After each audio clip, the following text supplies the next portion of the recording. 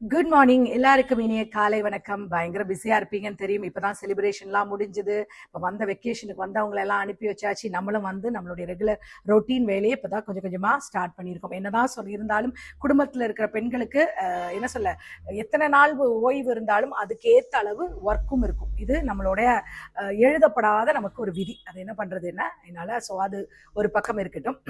இன்னைக்கு நான் பேச போற தலைப்பு என்னன்னு கேட்டீங்கன்னா, குடும்ப உறவு, அதாவது ரிலேஷன்ஷிப், நம்ம ஃபேமிலியில் உள்ள ரிலேஷன்ஷிப், ஒரு ஹஸ்பண்ட் அண்ட் ஒய்ஃப்குள்ள ரிலேஷன்ஷிப் எப்படி இருக்குன்றதை பற்றி பேச போகிறோம். மோஸ்ட் ஆஃப் த ஃபேமிலியில் பார்த்தீங்கன்னா குடும்ப உறவுகள் வந்து நல்லா ஸ்மூத்தாக போகுதானா அப்படி சொல்ல முடியாது. இப்போ உள்ள ஜெனரேஷனில் அப்படி சொல்ல முடியாது. பட் ஏர்லியர் டைமில் அப்படி கிடையாது. பட் இப்போ உள்ள ஜெனரேஷனில் அந்த மாதிரி சொல்ல முடியாது. எல்லா பிரச்சனைகள்லாம் இருக்குது. வேறு வழி இல்லாமல் சிலர் வாழ்வாங்க. சிலர் வந்து ஏன் நான் வழி இல்லாமல் வாழணும், எனக்கு தேவையே இல்லைன்னு தூக்கி போட்டு போயிடுவாங்க. சிலர் வந்து சட்டத்தின் மூலமாக பிரிஞ்சுட்டு போயிடுவாங்க. ஸோ இதில் யார் மேலே தப்பு யார் மேலே சரின்லாம் நம்ம பேச முடியாது. அது அவங்களுடைய தனிப்பட்ட வாழ்க்கையை பொறுத்து, அந்த அவங்க கிராஸ் பண்ணுற அந்த சிச்சுவேஷனை பொறுத்து. ஸோ நம்ம சஜஷன் கொடுக்க முடியாது. பட் என்னன்னா, இதில் மெயினாக இருக்கிறது என்ன தெரியுமா, ஒரு குடும்ப உறவுகள் வந்து பிரியறதுக்கோ இல்லை ஒரு குடும்பத்தில் பிரச்சனைகள் வர்றதுக்கோ காரணம் என்னன்னா, விட்டு கொடுக்குற மனப்பான்மை இருக்காது. இன்னொன்று வந்து நான் அப்படின்றது தான், அந்த அதிகாரம், நான் ஆண் இல்லை, நான் ஒரு பெண், என்னால் எல்லாம் முடியும், நான் யாருக்கிட்டையும் நான் கேட்க மாட்டேன், நான் இப்படியெல்லாம் வளர்ந்துருக்கேன், எங்கள் வீட்டில் இப்படி வளர்த்தாங்க, நான் இவ்வளோ வசதியாக இருந்தேன், நான் இப்படித்தான் இருப்பேன், நான் ஒரு சில விஷயங்களை செய்ய மாட்டேன், இப்படின்னு ஒரு ஆணோ பெண்ணோ சொல்லும் பொழுது அங்கே என்ன ஆகுதுன்னா மன கசப்பு வருது. அந்த விட்டு கொடுக்குற மனப்பான்மை இல்லை. சரி பரவாயில்ல, இன்னைக்கு அவர் ஒரு கருத்து சொல்றாரா, அது அக்செப்டபிளா இருக்கா, ஓகே அக்செப்ட் பண்ணிக்கலாம். இல்லை ஒரு வேளை அது அக்செப்ட் பண்ண முடியாம நிலைமையில இருக்கா, பரவாயில்ல, அதுக்கு ஒரு பொறுமையா நம்ம அதுக்கு ஒரு பதில் கொடுக்கலாம்னா, அந்த மாதிரி நமக்கு யாருக்குமே இந்த காலத்துல பொறுமையே கிடையாது. நீங்க ஒரு வார்த்தை பேசினா நான் 2 வார்த்தை பேசுவேன், இல்லாம நான் பேசாம இருக்க மாட்டேன்னு சொல்லுவாங்க. இதுல பாதிப்பாகிறது யார் தெரியுமா, நம்ம குழந்தைகள் தான். குழந்தைகள் மோஸ்டா என்ன பண்ணுவாங்கன்னா, இந்த மாதிரி ஒரு குடும்பத்தில் ஒரு சண்டையோ பிரச்சனைகளோ வந்து அந்த குழந்தைகள் யார் பக்கம் நிற்கணும்னே தெரியாது. அம்மாவும் வேணும் அப்பாவும் வேணும். அப்பா பக்கம் போய் நின்னா அம்மா அடிப்பாங்க, அம்மா பக்கம் போய் நின்னா அப்பா சொல்லுவார், பத்தியா நான் உனக்கு என்னெல்லாம் செஞ்சேன், ஆனால் உனக்கு அம்மா தான் வேணுமான்னு சொல்லுவார். அப்போ என்னதான் பண்றதுன்னு தெரியாம அந்த குழந்தைகள் ஒரு மாதிரி ஆயிடுவாங்க. சில வீட்டில் என்னன்னா, குடும்ப தகராறுல இந்த குழந்தைகள் இருந்து என்ன பண்ணிடுவாங்க, கொண்டு போய் அம்மா அப்பா கிட்ட வீட்டில் விட்டுட்டு இவங்க 2 பேரும் சண்டை போட்டுக்கிட்டு கோர்ட்டு கேஸ்ன்னு அலைஞ்சு அவங்க நிம்மதி இல்லாம இருப்பாங்க. ஸோ இந்த மாதிரி உள்ள சமயத்தில் நம்ம என்ன பண்ணணும்னா, இந்த மாதிரி உள்ளவங்களுக்கு நான் கொடுக்குற ஒரு சில அட்வைஸ் என்னன்னா, மோஸ்ட்லி நம்ம குடும்பத்தில் ஒரு பிரச்சனை வருது, ஒரு கணவன் மனைவிக்குள்ள ஒரு பிரச்சனை வருதுன்னா, முதல்ல நீங்கள் 2 பேரும் உட்கார்ந்து பொறுமையாக பேசணும். கோவம் வரும்போது எப்படி மெர்சிமா பொறுமையாக பேசுறது இல்லை, கரெக்டாக. பட் கோவம் வரும்பொழுதும் நம்மலாம் படிச்சிருக்கோம்னு சொல்கிறீங்க இல்லையா, நாங்களாம் படித்தவங்கன்னு சொல்கிறீங்களே, அப்போ படித்தவங்க எப்படி அந்த அந்த கோபத்தை ஹேண்டில் பண்ணணும்னு கற்றுக்கணும். அப்போ கணவன்கிட்டயோ மனைவிக்கிட்டேயோ ஒரு விஷயத்தை கோபத்தில் பேசும்பொழுது, இல்லை ஏதேனும் ஒரு புரிதல் இல்லாமல் ஒரு பிரச்சனைகளோ ஒரு மன கலக்கம் நமக்குள்ளே வருதுன்னா, அந்த சமயம் அந்த ப்ராப்ளத்தை வந்து அப்படியே அமைதியாக்கிட்டு அந்த இடத்த விட்டு நவுந்து போயிடணும்.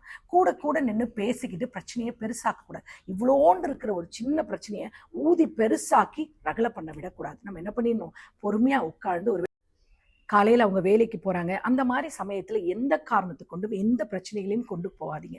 எந்த விதமான இதை குடும்பத்தில் ஏதாவது இருக்கட்டும், அது எதையுமே காலை நேரத்தில் ஒரு வேலைக்கு போகும்பொழுதும் அந்த சமயத்தில் சொல்லாதீங்க.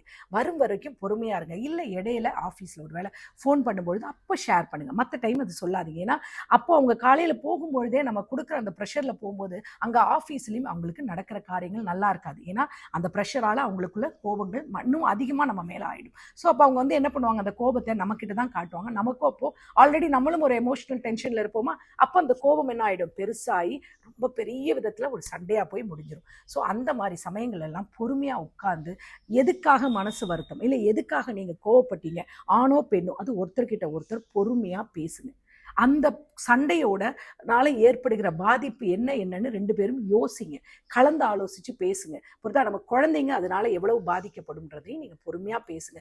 இல்ல உங்களால தீர்க்க முடியப்படாத பிரச்சனையா இருந்தா, உங்க வீட்டுல பெரியவங்க இருப்பாங்களே, நம்மளை பெத்த அம்மா அப்பா, இல்ல நம்ம கூட பிறந்த சகோதர சகோதரிங்க, நமக்கு பெரியவங்க இருப்பாங்களே, அவங்க கிட்ட சொல்லுங்க, இந்த மாதிரி ஒரு மன கலக்கம், எங்களால இந்த ப்ராப்ளத்தை எப்படி சால்வ் பண்ணணும்னு தெரியல, ஸோ இதுக்கு வந்து ஏதாவது ஒரு சொல்யூஷன் சொல்லுங்கன்னு பெரியவங்க கிட்ட கேளுங்க. அவங்க கோர்ட்டு சட்டம்லாம் இல்லை, அவங்க நிறைய விஷயங்கள் வாழ்க்கையில பார்த்துட்டு வந்தவங்க, அவங்களுக்கு தெரியும். எது எது எப்படி எப்படி ஹேண்டில் பண்ணணும், நமக்கு ஒரு சில அட்வைஸ் பண்ணுவாங்க. நம்மளால அதை அக்செப்ட் பண்ண முடியுமான்னு பாருங்க. ஆனா அது எல்லாத்த விட நீங்க 2 பேரும் தான் ஒருத்தருக்கு ஒருத்தர் வாழ்ந்திருக்கீங்க. அப்போ உங்களுக்கு தெரியும் இவர் என்ன குணம் இல்ல இவள் என்ன குணம்ன்றது உங்களுக்கு தெரியும். ஸோ முதல்ல நீங்க 2 பேரும் அட்ஜஸ்ட் பண்ணி பேசுறதுக்கு கத்துக்கோங்க. மோஸ்ட்லி நான் எல்லாருக்கும் சொல்றேன் என்னன்னா, பண்ணக்கூடாத ஒரு விஷயம் என்னன்னா, நம்முடைய நண்பர்கள் கிட்ட ஷேர் பண்றோம்னு சொல்லிட்டு நம்ம ஐடியா கேட்போம்.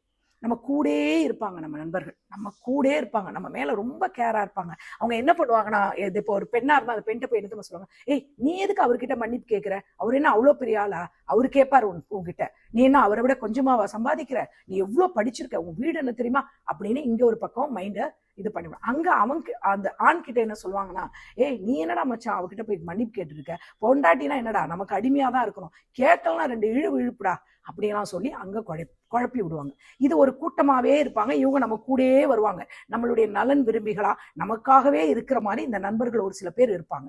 அந்த மாதிரி நண்பர்களை அப்படியே கட் பண்ணிருங்க. அவங்க அப்படிலாம் பேச வரும்பொழுது, நம்ம இப்போ ஒரு கணவனையோ இல்ல ஒரு ஒரு ஒரு அதாவது நம்ம நம்ம நம்ம வீட்டுக்கார பத்தியோ இல்ல நம்ம மனைவியை பத்தியோ பேசும்போது ஆப்போசிட்ல இருக்கிறவன் எந்த அளவுக்கு ரியாக்ட் பண்றான்னு பாருங்க. அவன் ஓவரா ரியாக்ட் பண்ணி உங்களை விட ரொம்ப எமோஷனல் ஆகி ரொம்ப ஓவரா டைலாக்ஸ் எல்லாம் விட்டானால அந்த நிமிஷமே நீங்க பேசுற வார்த்தைகளை கட் பண்ணிருங்க. போதும், இனிமே என்னுடைய குடும்ப விஷயத்த இவங்கிட்ட ஷேர் பண்ணக்கூடாது, ஆர் இவகிட்ட ஷேர் பண்ணக்கூடாது, இவ ரொம்ப அதிகமா யோசிக்கிறா, என்னை விட அதிகமா யோசிக்கிறா, ஸோ இவகிட்ட சொல்லக்கூடாது, அவ்வளவுதான். மற்றபடி ஃப்ரெண்ட்ஷிப் வேற இது வேறன்ற ஒரு லைன் வச்சுக்கோங்க. ஏன்னா ரொம்ப ஓவர் அட்வைஸ் பண்றேன்னு சொல்லிட்டு சிலர் நம்ம ஃபேமிலிக்குள்ள இன்டெப்தா வந்து நம்ம குடும்பத்தையே பிரிச்சு விட்டுட்டு அவங்க பாட்டுக்கு போயிடுவாங்க, அவங்க சந்தோஷமான வாழ்க்கை வாழ்வாங்க, நம்மளை அட்வைஸ் பண்றன்ற பேர்ல நம்மளை குழப்பி விட்டுருவாங்க. ஸோ அதை மைண்ட்ல எப்பவும் வச்சுக்கோங்க. அதனால மோஸ்ட் ஆஃப் த பிரச்சனைகள், பேச தீர்க்க முடிய பிரச்சனைகள்லாம் கண்டிப்பா உட்காந்து பொறுமையா பேசுங்க. ஒருவேளை அந்த சமயம் உங்களால பேச முடியல, கொஞ்சம் அமைதியை கொடுங்க, ஸ்பேஸ் கொடுங்க. உடனுடனே தீர்வு எடுக்கணும்னு நினைக்காதீங்க. நான் நேற்று சொன்னது இல்லையா, அதே தான். எதுக்குமே வந்து உடனுடனே ரியாக்ட் பண்ணாதீங்க, புரியுதா? கொஞ்சம் பொறுமையா இருங்க. அவசரப்பட்டு நீங்க வந்து பதிலுக்கு பதில் உடனுக்குடனே நம்ம வந்து ரியாக்ட் பண்ணிட்டே இருந்தோம்னு வச்சுக்கோங்களேன், அந்த பிரச்சனைகள் வந்து விரிசல்ல போய் நின்றும். எவ்வளவு ஒரு கல்யாணம் பண்றதுன்னா எவ்வளவு பெரிய விஷயம் இல்லை. நம்ம தாய் தகப்பன் நம்ம பிறக்கும் பொழுது எவ்வளவு கனவோட இந்த பிள்ளைய இந்த பையனுக்கு இந்த மாதிரி ஒரு கல்யாணம் பண்ணி வைக்கணும் அப்படின்னு சொல்லி, அதுவும் இப்போ உள்ள காலகட்டத்தில் எவ்வளவு கடனை உடனே வாங்கி லட்சக்கணக்கான பணம், சிலர் கோடிக்கணக்காக கூட செலவு பண்ணி திருமணத்தை நடத்தி வைக்கிறாங்க. எதுக்காக? நம் மகளோ மகனோ அது நல்லா வாழணும், வாழ்க்கையில எல்லா செல்வ செழிப்போட இருக்கணும், எந்த குறைகளும் இல்லாம நம்ம மகனோ மகளோ வாழணும்னு நினைக்கிறாங்க. அப்படி இருக்கும்பொழுது ஒரு சின்ன வாக்குவாதத்துல டக்குன்னு நீங்க பிரிஞ்சுட்டு ஒருத்தருக்கு ஒருத்தருக்குள்ள அந்த திருமண உறவை பந்தத்தை பிரிச்சுட்டு நீங்க கோர்ட்டு கேஸுன்னு யாருடைய பேச்சும் கேட்காம, பெற்றோர்களுடைய பேச்சும் கேட்காம, யாருடைய அட்வைஸும் கேட்காம, நான் படிச்சிருக்கேன், எனக்கு எல்லா முடிவுகளும் எடுக்கக்கூடிய அறிவு இருக்கு, அவங்க என்ன சொல்லுவாங்கன்னா, நானும் படிச்சிருக்கேன், நான் உன்னை விட படிச்சிருக்கேன், எனக்கும் இருக்குன்னு சொல்லிட்டு ஒரு லாயர் அரேஞ்ச் பண்ணி எல்லாம் போய் டைரக்டா போய் நின்று நீங்க எல்லாம் பண்ணிடுவீங்க. ஸோ அது ரொம்ப தப்பு. படிப்பு ரொம்ப நல்லது தான்.